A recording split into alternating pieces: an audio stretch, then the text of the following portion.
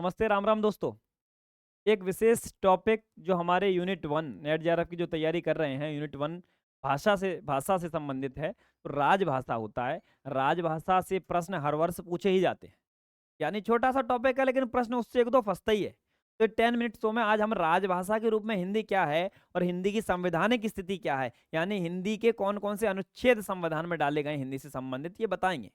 भारतेंदु ने क्या लिखा कि निज भाषा उन्नत अये सब उन्नत को मूल, और बिन निज भाषा ज्ञान के मिटे न ही को सूल। तो अपने हृदय का सूल अपनी निज भाषा के ज्ञान के बिना नहीं मिटता है। वो निज भाषा हमारी हिंदी है, तो हिंदी के बिना कैसे ही का सूल मिटेगा। संविधान में हिंदी को क्या स्थिति, क्या दर्जा दिया गया। हिंदी हमारी राष्ट्रभाषा होनी चाहिए, ऐसी बात कहने वाले पुरुषोत्तम दास टंडन थे, महात्मा गांधी थे, बाल गंगाधर तिलक थे, श्री राजगोपालाचारी। इतने लोग हिंदी को राष्ट्रभाषा बनाने की वकालत करते थे। श्री गोपालाचारी तो दक्षिण के व्यक्ति थे, और बाल गंगाधर तिलक जो खुद मराठी थे, गुजराती व्यक्ति गांधी जी थे। पुरुषोत्तम दास टंडन ऐसी बात कर रहे थे, श्री अरविंदो उसके लिए वकालत करते थे। तो जितने लोगों ने हिंदी को राष्ट्रभाषा बनाने की वकालत की, राष्ट्रभाषा भले ना बनी हो, एक बात तय है, हिंदी हमारी राजभाषा है। तो राजभाषा के रूप में हिंदी है क्या, ये जानना चाहिए। तो पंडित मदन मोहन मालवीय के सतत प्रयत्नों से 1901 में संयुक्त प्रांत की कचहरी की भाषा को उर्दू के समान अधिकार मिला। यानी जब मुगल शासन था तो फारसी, मुगल शासन के समय फारसी राजभाषा थी, फारसी में पूरा सरकारी कामकाज होता था। 1800 के बाद जब प्रथम स्वतंत्रता आंदोलन चला रानी झांसी के समय, उस समय हिंदी उर्दू का विवाद बहुत तेज हो गया था। उर्दू कचहरियों की भाषा बन गई थी, उर्दू कचहरियों की भाषा थी। उसके बाद इस समय आकर 1901 में संयुक्त प्रांत यानी उत्तर प्रदेश जिसको कहते थे, उस समय के उत्तर प्रदेश में कचहरियों की भाषा हिंदी को भी उर्दू के बराबर दर्जा दिया गया कि हिंदी को भी राजभाषा के रूप में हमें मानना चाहिए। हिंदी को सबसे पहले राजभाषा बनाने का सुझाव ये पंडित मदन मोहन मालवीय देते हैं। पंडित मदन मोहन मालवीय, महामना मालवीय कौन है? बनारस हिंदू विश्वविद्यालय के संस्थापक में ये हैं महत्वपूर्ण व्यक्ति। बनारस हिंदू विश्वविद्यालय के संस्थापक पंडित मदन मोहन मालवीय हैं। और संविधान सभा में हिंदी को राजभाषा बनाने का प्रस्ताव गोपाल स्वामी अयंगर ने दिया। मैंने फिर कहा कि हिंदी को राजभाषा बनाने की बात कोई उत्तर भारत या हिंदी क्षेत्र का व्यक्ति नहीं कह रहा था। कौन कह रहा था ये बात? ये दक्षिण के लोग सर्वाधिक कह रहे थे, जो विद्वान लोग वहां के थे। तो ये गोपाल स्वामी अयंगर दक्षिण के व्यक्ति थे जो ये चर्चा कर रहे थे कि हिंदी को राजभाषा बनाना चाहिए। भारतीय संविधान में हिंदी को 14 सितंबर 1949 को मान्यता प्रदान की गई। तो 14 सितंबर 1949 को हिंदी को राजभाषा के रूप में दर्जा देने के लिए भारतीय संविधान के अंतर्गत रखा गया। भारतीय संविधान में ये बात आई। तो कौन कौन से अनुच्छेद इन्होंने भारतीय संविधान के अंतर्गत रखे? वो अनुच्छेद 343 से लेकर अनुच्छेद 351 तक थे। अनुच्छेद 343 से लेकर अनुच्छेद 351। लेकिन इनसे पहले दो अनुच्छेद और थे जो इसमें डाले गए। वो दो अनुच्छेद कौन से थे मैं एक बार बता देता हूं। वो थे अनुच्छेद 120, अनुच्छेद 120 और अनुच्छेद 210। अनुच्छेद 120 और अनुच्छेद 210 महत्वपूर्ण थे। अनुच्छेद 120 में क्या है? अनुच्छेद 120 बात कहता है कि संसद में प्रयोग की जाने वाली भाषा भारत की राजभाषा होगी, यानी हिंदी और अंग्रेजी को ही संसद में प्रयोग किया जाना चाहिए। या विशेष अधिकार देके कोई कोई व्यक्ति मातृभाषा में अपनी बात संसद में कह सकता है तीसरी भाषा के रूप में। लेकिन विशेष दो भाषाएं जो राजभाषा के रूप में संसद में प्रयोग की जाएंगी, अनुच्छेद 120 के अंतर्गत ये बात कही। अनुच्छेद 210 के अंतर्गत कहा गया कि विधानमंडल में जो भाषा प्रयोग की जाएगी, तो विधानमंडल में भाषा प्रयोग करने वाली यानी विधानसभाओं में या विधान परिषद में कहीं भी प्रयोग हो, विधानसभा या विधान परिषद में प्रयोग की जाने वाली भाषा हिंदी होगी, राजभाषा होगी, हिंदी भी अंग्रेजी भी। तो ये अनुच्छेद 210 में, तो अनुच्छेद 120 और अनुच्छेद 210 बहुत महत्वपूर्ण है, इनको जरूर हमें देखना चाहिए।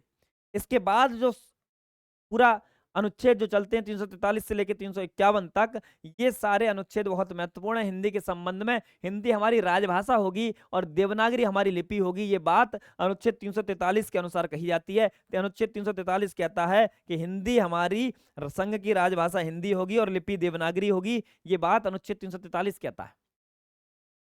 344 क्या कहता है? अनुच्छेद 344 कहता है कि राजभाषा संबंधी आयोग बनाया जाएगा और संसद में राजभाषा समिति बनेगी। राजभाषा के लिए काम करने वाली समिति भी संसद में बनाई जाएगी और एक राजभाषा आयोग का गठन होगा जो फिर 1955 में होता है। लेकिन ये प्रस्ताव कहाँ आता है? ये अनुच्छेद 344 के अंतर्गत आता है कि एक राजभाषा आयोग होना चाहिए, महत्वपूर्ण है राजभाषा के उत्थान के लिए, काम करने के लिए। उसके बाद क्या बात आई? 1955 में राजभाषा आयोग का गठन किया गया। फिर 1955 आता है जब राजभाषा आयोग का गठन किया जाता है।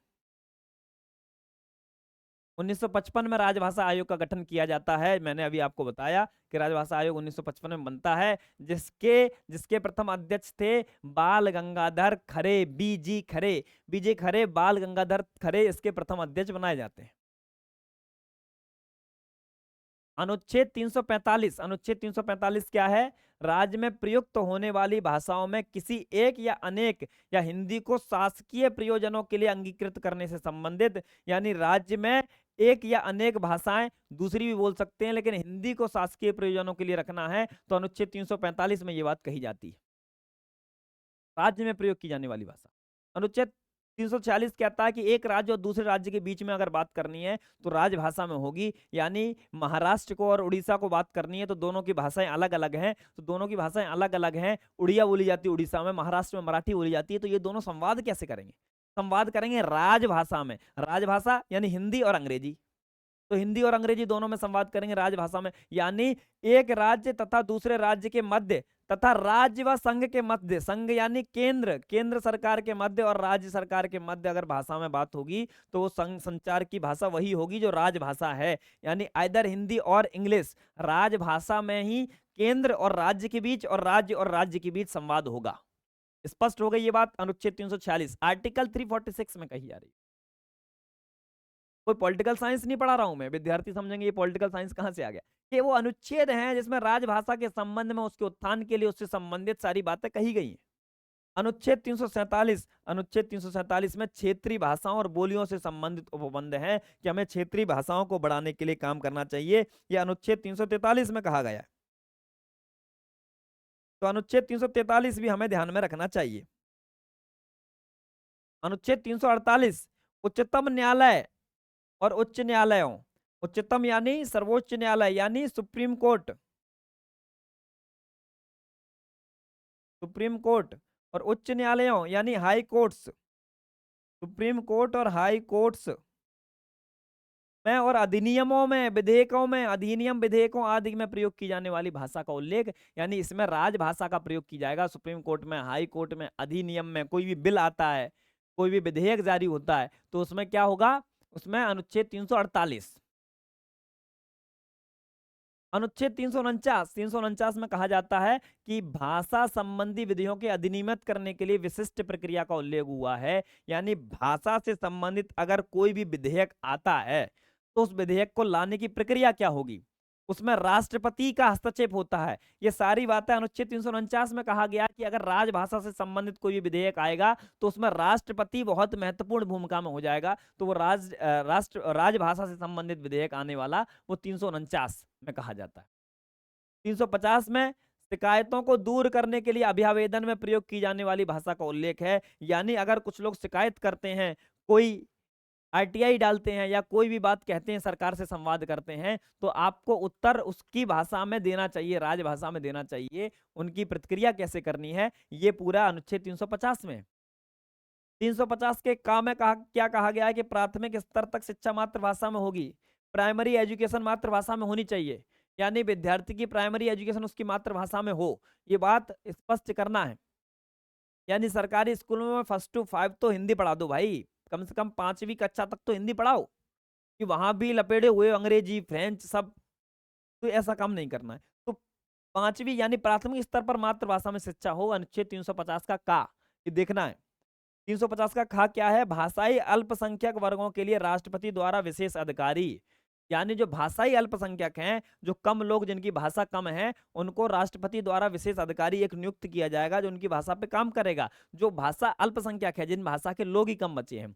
और अनुच्छेद 351 हिंदी भाषा के विकास के लिए संघ काम करेगा। संघ यानी केंद्र सरकार काम करेगी हिंदी भाषा के विकास के लिए, शासन काम करेगा, ऐसी प्रयास शासन को करना है।